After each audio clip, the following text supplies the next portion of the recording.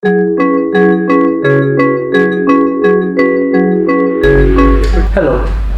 So what should you do when the overall economy is not doing well?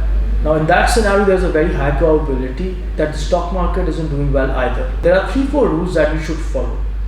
One, you should be invested up to 70%, meaning that if you have 100,000 rupees invested in the stock market, 70% of that is invested in stocks, the remaining 30% is invested in cash, so that you can minimize your losses.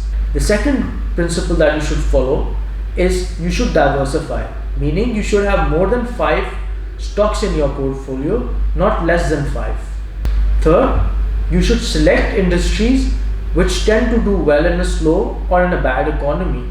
For example, in a slow economy in Pakistan, typically interest rates go up. Now in that scenario, banks do well.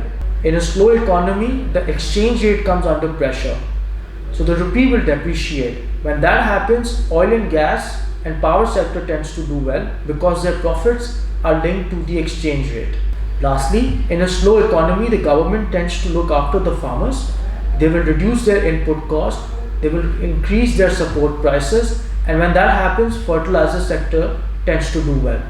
Besides industry, you should look at a few characteristics when you're selecting stocks in a bad economy.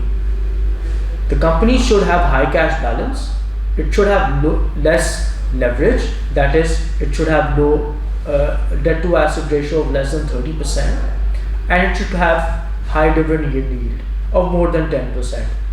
Because if the overall market is not doing well, there is a chance that you still make some return on your dividend yielding stocks.